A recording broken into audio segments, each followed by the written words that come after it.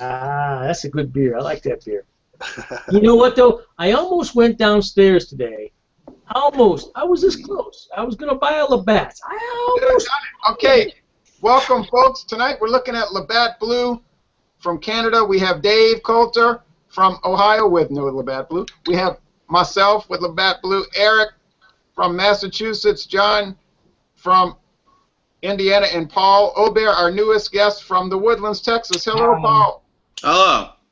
Hey, Hey, guys. the Woodlands, Texas. That's not that far from you, is it, Jay? The Woodlands, Texas? That's not too It's about a 6-hour drive. Oh. It's not that far, though. Yeah. No, it's not. Now, Labatt Blue is interesting because the brewery was founded in 1847 in Canada, before they even had a Canada, in fact. But the beer Labatt Blue did not debut until 1951, and it was known as Labatt Pilsner.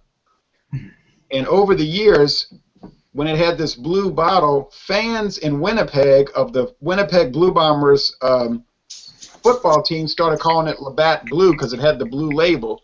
And the company kept saying, no, it's Labatt Pilsner, Labatt Pilsner. But it became so popular, they said, well, heck, okay, fine, it's Labatt Blue, much like when Coors Light started calling themselves the Silver Bullet, and they trademarked the name because the fans were calling it the Silver Bullet. It's 5% alcohol. It's the most popular beer in Canada. I'm sorry, it's the most popular beer from Canada since 1979. And it was also the first Canadian beer with a twist cap, believe it or not.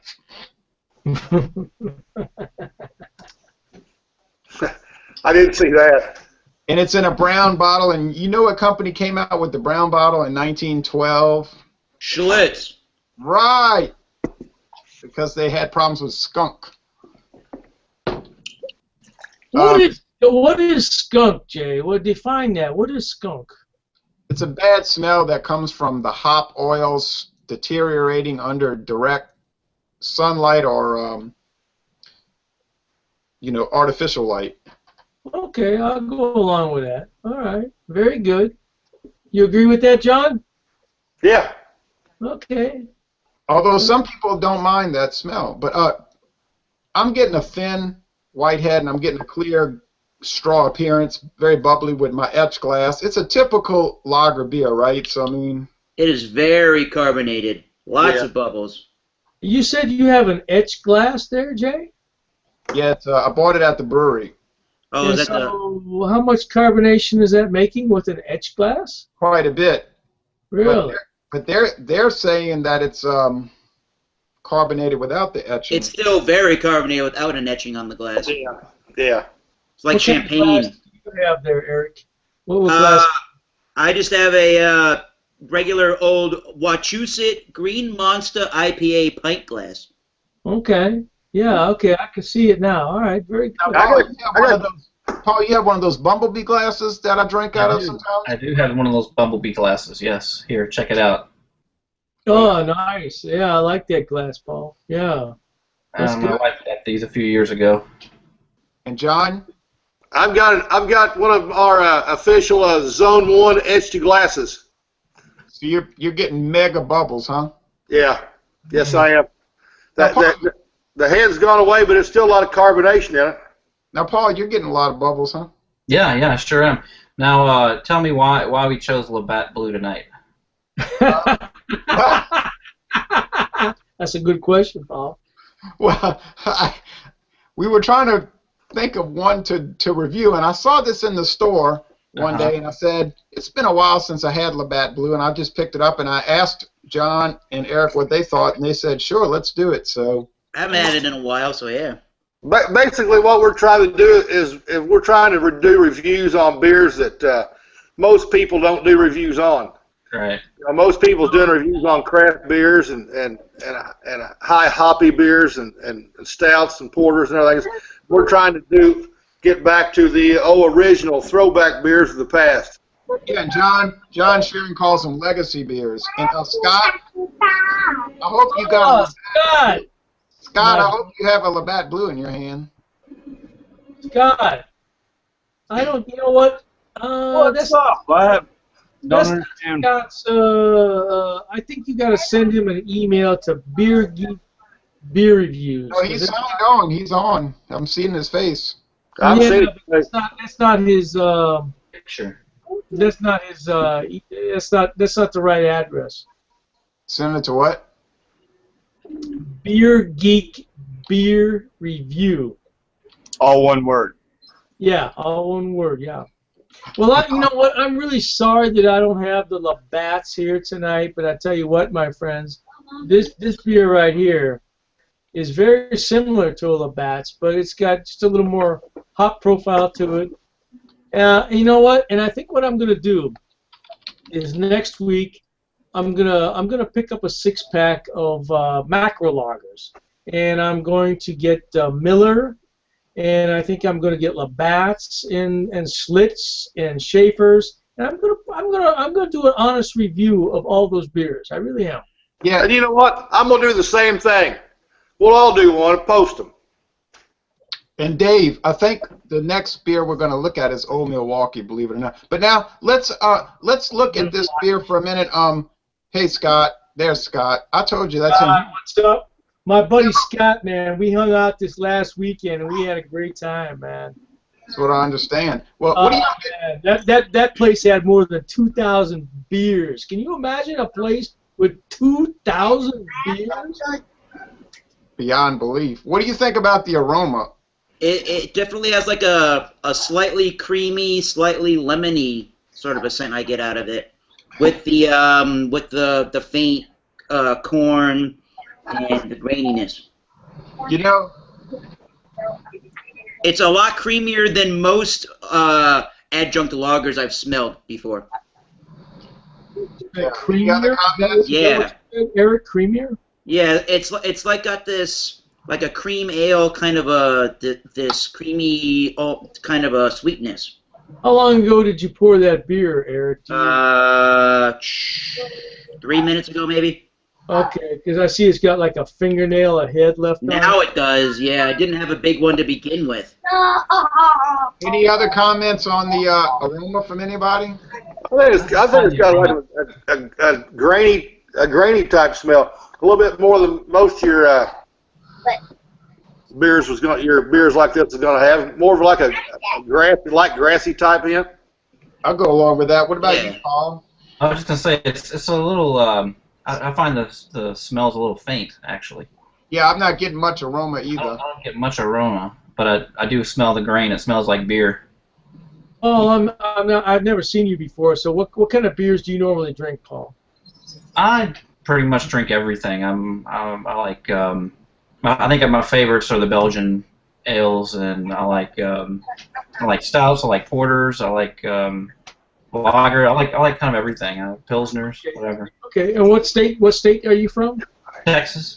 Texas. All right. All my exes live in Texas. Mm-hmm. All my exes live in Louisiana. Oh, hey, there you go, bro.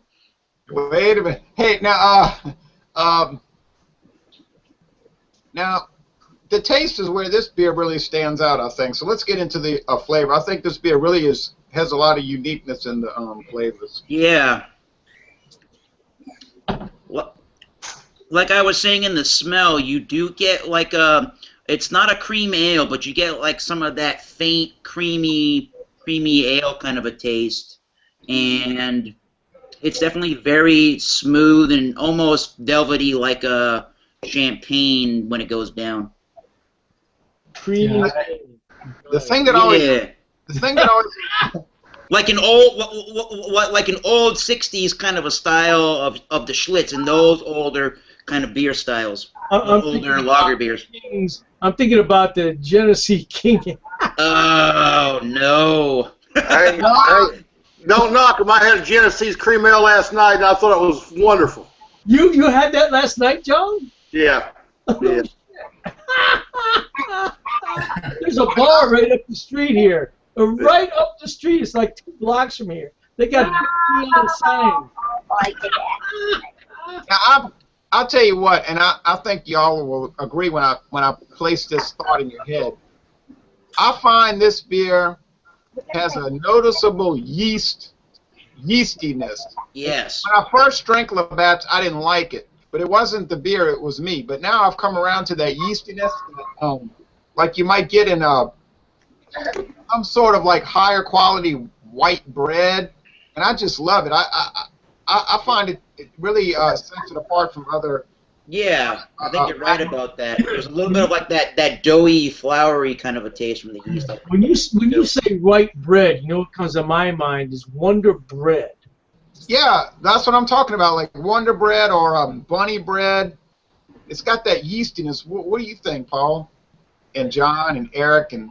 Yeah, I actually was kind of agreeing with Eric about the creaminess. I really taste it in the flavor, and I get just a hint of bitterness at the very end in the finish, just a little bit. It's got an aftertaste to it. I don't know if I'd put it towards the creaminess aspect of it, but right. It's got a little bit more of an afterbite than what you're going to say your Miller Lights, your Budweiser. I don't think that this is quite as drying as a lot of other adjunct lagers are. What do the IBUs on this, Jay? About 20 or so? I would say the IBU is probably more like around 15 at the highest. Yeah. 5% alcohol is what it is. Yeah, so it's the same as Budweiser, but it's much different than Budweiser to me. Yeah. Oh yeah. It doesn't dry out like a Budweiser at all. No. What I really want to do is I want to get somebody to come over here and pour me like 4 macro lagers and 4 craft beers, all Pilsner styles, and see if I can pick them out. Just for fun. Right over here on this table. Yeah, that's what I want to do. What do you think? Well, I think anybody that's drank beer is going to take 4 of these adjunct lagers and put them beside 4 micro beers. You're going to tell the difference between which one's which one's not. There you go. I mean, One would hope. Now, Dave, you've watched my taste challenges, have you not? You know what? I have. Interesting. I thought it was. I didn't comment, but I thought it was interesting. Yeah. I've done 15 beers and I've gotten 2 right. So anyway, going on. You know what? And that's the thing, Jay. That's why I always win those bar bets, because some guy bet me he could pick out Strohs, and I said, you know what, dude? I'm gonna put 6 beers right in a row. You pick out the Strohs, I give you $100. You lose, I get $100. He couldn't pick it out. He couldn't pick it out. No, but I do think I could pick. Okay, but let me say this. Let me say this to you. Okay. I do think. Say it. I do think I could pick out the Labatt Blue in a taste challenge, and you know what that means. Oh, really? Challenge accepted. Let's Wait a go. minute. Now, how many beers are we talking about here, Jay? 3. I never do, but I never do. Oh, it was just 3. Oh, 3 beers. You can pick out the Labatt's. You got to do Labatt Blue and Molson and Moosehead. Budweiser. Here we go. Here we go. Jay is supposed to come up here. What, July 3rd or July 4th? All right, we got a bar right down here by the stadium. I'm gonna go in there and I'm gonna buy you 6 beers. Yeah. You pick out the Labatt's beer. The beers are on me. You miss the Labatt's beer and you pay for all the beers. Now wait a minute. Wait a minute. I said. Now, did everybody hear that? Loud and clear. I said. Go ahead, Jeremy. Go ahead. Now you're adding 6. That's getting me a little intimidated. But Intimidated. All right. You can pick out the Labatt's, bro. I do think I could though, but I don't know. That's a little. I think between Labatt and Budweiser, you're gonna definitely tell what Labatt is. Definitely. I tell you what, we got some real crap. I didn't say craft. I said crap beers. Yeah, okay. You know, they're like J. Terrio beers. We're gonna put them all in a row for you, bro. You pick out the Labatt's and I buy the beer. You don't pick out the Labatt's and you pay for all those beers. Yeah, but buys the beer. I think Labatt. And we're gonna videotape that. We're gonna put it on YouTube. That's what we're gonna do. I think Labatt Blue is distinctive. I'm not.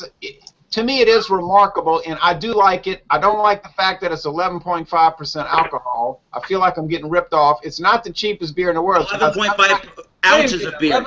Wait a minute. What did you say? 11.5? 11.5 ounces of beer. Yeah, ounces. In the bottle. I'm sorry, I didn't mean to say alcohol. Ounces. Oh, you like that? Yeah, that's the J. Terrio rip-off beer. Okay. That's right. Rip-off bottle. I like that. And it's not bad as Europe, It's around here. It's not a rip-off. It's not a rip-off beer. That's just different countries. That's Yep. how they- $7.99 a 6-pack. That's a little steep, but you I know paid it's good. $2.49 for a 6-pack. I just bought a single. What about you, John, Paul? I think I'd give $7.99 a 6-pack. I got mine today for $8.99. How much is it, John? $7.99. I think's what I get for a 6-pack. That's what I. Look, wait a minute. Hold up. Oh, no. Hold up. That's what I paid for this beer right here, $7.99. Scott, when we were out there in Menor, didn't I tell you $7.99 a 6-pack? Yeah. Okay, well, wait a minute. Paul, what did you pay? $7.99 for Great Lakes for a 6-pack. Paul paid $8.99. Well, you're getting ripped off. I finally win. So Finally, wait a minute now. You want to pay $7.99 for a Labatt's or $7.99 for a Great Lakes? I'm probably gonna give $7.99 for the bats. I've had about every Great Lakes there is, and they all taste about the same. Oh, John, now you're not my best buddy anymore. Great Lakes. I want to be your buddy. I would go to Walmart and pay $6.99 and get a 12-pack of Miller High Life. Well, that's what I would do. But Absolutely. I'm with you on that. I'm just giving you a hard time, buddy. but let's Jay and I are going to have a good time up here when he comes to Cleveland. yeah. Hopefully. Yeah. Now let's bring this down back to the center. Give your overall opinion of the beer. Now, my overall opinion of Labatt Blue is that they do a great job with it. It's been around for 63 years. There's no doubt why it's the most popular beer from Canada, because it's a really good beer. I could drink it every day. I'd never get tired of it. That's my opinion. I would definitely say, and I got to go with it this way. As far as an adjunct lager is concerned, because we beat this over the head, it's as far as an adjunct lager is concerned, I would definitely give it at least a B-. I mean, this is pretty. I would rather drink the Labatt Blue over a lot of different Miller beers, and especially a lot of different Anheuser-Busch beers, because this one has that slightly creamy feel. It's got minimal adjunct flavors, and it's very, very, very smooth. It's smooth. It's a smooth beer. There's no doubt about that. There's a lot of carbonation, but you don't taste the carbonation when you drink it as much. It's not very prickly on the tongue. Right. What do you say, John? What's your final analysis of it? My final analysis of this beer is it's a good adjunct lager. I mean, it's better than most. Is it a drinkable beer? Sure it is. Is it a beer that I would drink again? Yeah, because I got 4 more to finish, or 3 more to finish off. I'm going to finish them off probably tonight. But I mean, I think for a beer, it's what it is. What it is. I mean, you can sit here and beat it up, but it's a decent beer. I mean, every beer's got its place, and every place has got its beer, and that's what everybody's got to realize. I mean, we're not sitting here beating up a beer. We're not sitting here beating up what anybody else is drinking. So a beer's got its own place and its own time, and I think we need to quit beating the dead horse over the head, because what it is. I mean, right. So if you went to if you were in Canada and you were at I don't know, let's say a bowling alley, and you were hanging out and you were drinking a bunch of Labatt Blues, you'd be pretty cool with that. Sure. Yeah, that's the way. All guy here drink PBRs because they're $1.25. Right. Now, Paul from Texas. Yeah, I like it. I'm going to enjoy the 5 I have left, and it's a good. Oh, shit, man. You got 5 more of those damn things? I bought a 6-pack. You're going to enjoy it. I mean, you like it. I mean, you think it's a good beer. Well made. Beer. I like it. I enjoyed it at I would enjoy that at you know what though? game. Wait, Dave. Wait, he's saying something. What, Paul? I would enjoy at a Toronto Maple Leafs game. Ah, right. Good answer. Toronto Maple Leafs. Now, Dave. Yeah, John. John, I just gotta ask you this question. How can a guy that likes Bourbon County, Bourbon Stout from Goose Island, how can you go from that to this? I just help me. I just help me. Appreciation. You can appreciate all different styles and all different taste ranges. I'm asking it doesn't have John. to be just one. I mean and I agree with that. I mean I can go down to the basement and pull out some of the biggest beers you ever seen in your freaking life. But I appreciate beer. I appreciate beer for what it is, not what it's supposed. I mean, I like a good beer. If that's a Labatt Blue, Westie's 12, or anything else. I mean, beer is a beer, and every beer's got its place.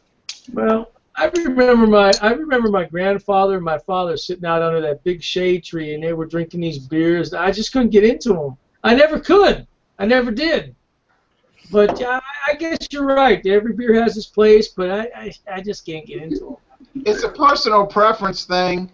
It's like watching movies. Every type of movie is not for everybody. My father watches westerns all day long, every day. I don't know how he does it. He loves watching westerns. I can't stand them, but he loves them. But they're credible. I mean, people love them. I'll say this to you, Jay. I think for me, I like a different beer at different times. Like, I love a good bourbon stout, like you mentioned earlier, in the wintertime, like maybe at a holiday or something. It's just a great experience. But in the summertime, when I'm out in the yard and it's 95 degrees in South Texas, I like a good, lager. No doubt, Paul. Yeah, no doubt. But let me throw this in. Let me throw this in on the mix, okay? Let me throw this in there. We've been doing these for what, 5 or 6 weeks now? Yeah. And I've brought this up in more times than one. Not with just you guys, but other guys. I mean, you sit here and you listen to people just dog InBev. You listen to people, but when old Goose Island comes out, there's 10 million people standing in line for a good old InBev beer. Well, you know what? That's true, John, because I just bought a Goose Island, Illinois. Just bought it. I was out there with Scott at the beer emporium, and I just bought it this weekend. Yeah, Look, it's a double IPA. You know where that comes from? They have this anti-corporate mindset. And the feeling is that if a big corporation makes a beer, it's automatically bad. Yeah. That's not true. Anheuser-Busch InBev can make a beer like Labatt Blue, and they can do a great job with it because that's where the big money is. Yeah. But they can turn right around and make a double IPA or an Imperial Stout, and they can nail it. They can nail it. They can hit the nail on the head. So it's, they have the ability to make any beer on earth. Right. Anheuser-Busch InBev can buy the best ingredients on earth. And I think there's some sort of strange jealousy involved with it. That's the way I feel about it. Well, I got to get going here, but my final assessments on Labatt Blue is, like I said, it's got that creamier feel than most adjunct lagers.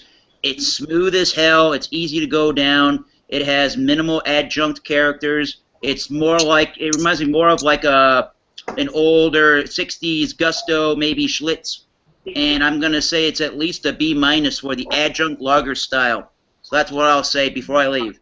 I agree with you, and good luck with the practice and music, and that's important too, and we hope a lot of success in that. All right, we'll talk soon about the next beer project. Which will probably be Old Milwaukee, by the way. All right, we'll do it. Peace.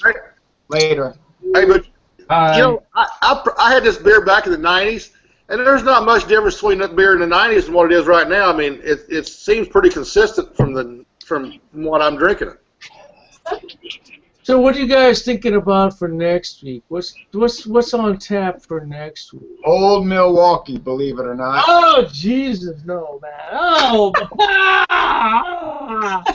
Scott! Oh, Jesus! That's Scott's best buddy used to drink that stuff. Oh my God, Scott, do you still have that can down there? Dude, I told you the beast went out the door. Oh, you threw it out? Not the Beast. Old Yeah. Milwaukee, not Milwaukee's Best. Old Milwaukee. Same stuff. It's the same stuff. No, Old Milwaukee is a Pabst brand, and it was introduced by Joseph Schlitz Brewing in 1955. I went and bought a can of it. John Sharon said he can get Old Milwaukee easily, right? I don't know about Paul Aubert. Oh, I'm sure. Hey, I've got old Milwaukee sitting on my fridge right now. Oh, jeez. John, I don't understand how John could drink Bourbon County and have an Old Milwaukee. I don't get it. Help me out. Help me. Please, John, help me. Please, help me. Somebody, Lord, help me. Hell, man. We do it. We do it. What do you think, Paul? You can get it, huh? Old Milwaukee? Yeah, I can get it. Yeah, he doesn't sound too enthusiastic about it, though. All right. I don't know. What you do, let me just say this to y'all. You can look up the Old Milwaukee website. They have a locator. You can type in your zip code, and it'll tell you the closest store where you can buy it. That's true. I can get it right downstairs for like $1.19 for a big can. Big gold can. That beer has won many awards, by the way. But anyway, I appreciate the people watching this Labatt Blue examination. I think it was fascinating, to tell you the truth. And did we really examine it? I don't know. I think we did examine it. And whether we have a beard or a mustache or whatever, I think the important thing is we appreciate it. It's a popular beer. Millions of people every day drink Labatt Blue. They enjoy it.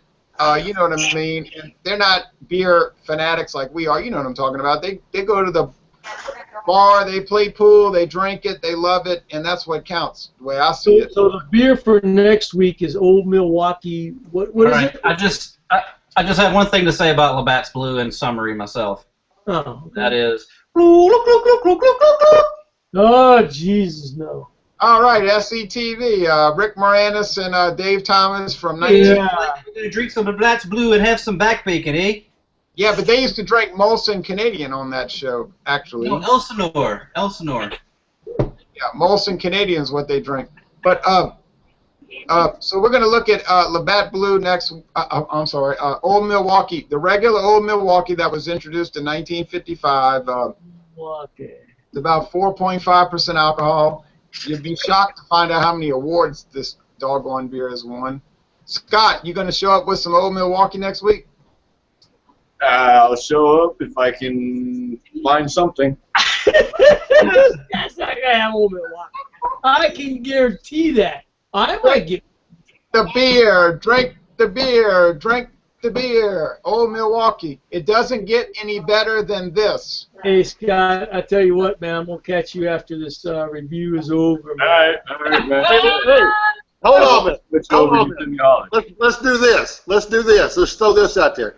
Next week we'll do an Old Milwaukee, right? The week after that, let's do a Sam Adams Boston Lager. Oh! Scotty! Hey, because that's like Old Milwaukee, we can all get it. Right. And Scott, Yeah. That's Scott, good. right. That sounds like a challenge there, And Dave. Scott, you host the video. You initiate the video. It'll be your review. Oh, yeah? Dave's not going to initiate it. You're going to do it. How about that? We'll go off our adjunct loggers and do a Sam Adams. Nice. And Scott's gonna, he's gonna control the You video. get that, Scott? I got that. Sam All Adams. right, bro. Sam Next Adams week, is- we'll Milwaukee. Week after, we do the Sam Adams. Nice. It's a Hey, lot- but listen. You guys got to bring an Old Milwaukee to the table. yeah, you got to show. And I definitely, you know what? I will. Right. Because that's a prerequisite. If we're gonna do the Sam Adams, we gotta do the Old Milwaukee. Got to Right. show up with the Old I will Milwaukee. definitely be there next week. I'll find a can downstairs. Battery, Doesn't get any better than this. The Swedish bikini team might show up. Thank you, world, for watching this video production. Yeah, cheerio, bro. Scott, get me on the flip side.